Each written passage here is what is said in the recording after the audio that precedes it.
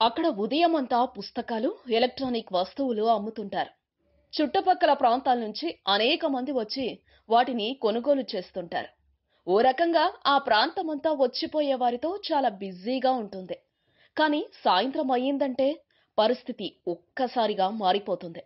పుస్తకాలు అమ్మిన చోటే చీకటి దందా ఆరంభమవుతుంది. పూణేలోని కమర్షియల్ ఏరియా బుధ్వార్పేట్ సెక్స్ వ్యాపారానికి చాలా ఫేమస్. ఆ మాటకొస్తే ఆసియాలోనే అత్యంత పురాతన రెడ్ లైట్ ఏరియాల్లో రెండో అతిపెద్దది ఇదే. ఇక్కడ సుమారు 7,000 మందికి పైగా సెక్స్ వర్కర్లున్నారు. ఉదయం వరకు ఇతర బిజినెస్ జోరుగా సాగినా సాయంత్రం అయ్యేసరికి వీరంతా టిప్ టాప్ గా మేకప్ వేసుకుని విటులను ఆకర్షిస్తుంటారు.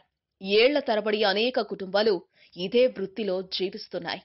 పోలీసులు ఎన్నిసార్లు రైడ్ చేసినా వీరు తమ వృత్తి నుంచి బయట పడలేకపోతున్నారు. ప్రభుత్వం కూడా ఆల్టర్నేటివ్ గా ఎలాంటి ఉపాధి కల్పించలేకపోతోంది. దీంతో ఏళ్ల తరబడి బుధ్వార్పేట్ వేశ్యావాటికగా కొనసాగుతూనే ఉంది. ఇక్కడ సుమారు 400 ఇళ్లలో చీకటి పనులు చేస్తుంటారు. సాయంత్రం కాగానే చిన్న చిన్న గల్లీల్లో ఎక్కడ చూసినా కొందరు మహిళలు తచ్చాడుతూ ఉంటారు. వారి కోసం వచ్చే విటులతో అక్కడ ఒక రకమైన విభిన్న వాతావరణం కనిపిస్తోంది. వేరే పనిపై ఎవరైనా అటుగా వెళ్తే చాలు ఇబ్బందికరంగా ఉంటుంది. 2008లో ఒకసారి మైక్రోసాఫ్ట్ చీఫ్ బిల్ గేట్స్ ఇక్కడికొచ్చారు. ఇక్కడి స్త్రీల కష్టాలను తెలుసుకున్నారు. బిల్ గేట్స్ ఫౌండేషన్ పేరిట అనేక సంక్షేమ కార్యక్రమాలు చేపట్టారు. ఎయిడ్స్ వంటి ప్రాణాంతక వ్యాధుల పట్ల వారిని అప్రమత్తం చేశారు. సెక్స్ వర్కర్ల పిల్లల కోసం భారీ ఎత్తున ఆర్థిక సాయం ప్రకటించారు.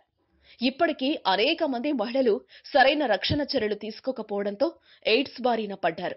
అటు పిల్లలను పోషించలేక, ఇటు తమ ఆరోగ్యాన్ని కాపాడుకోలేక రోజు చస్తూ బతుకుతున్నారు. జీవితంపై ఆశలు కోల్పోయారు. తమలాగా తమ పిల్లలు కూడా తయారవ్వకుండా కొందరు ఇతరులకు దత్తతీస్తున్నారు. మరికొందరు తమకు దూరంగా ప్రభుత్వ హాస్టళ్లలో చేరుస్తున్నారు.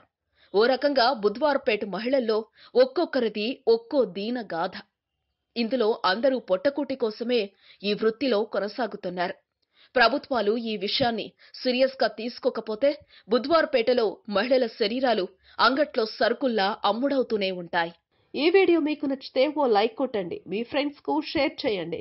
మీ సజెషన్స్ ఏమైనా ఉంటే కింద కామెంట్ చేయండి. మరో మాట, ఇలాంటి మరిన్ని ఆసక్తికరమైన విషయాలు తెలుసుకోవాలనుకుంటే మా యూట్యూబ్ ఛానల్ను సబ్స్క్రైబ్ చేయటం మాత్రం మరవకండి.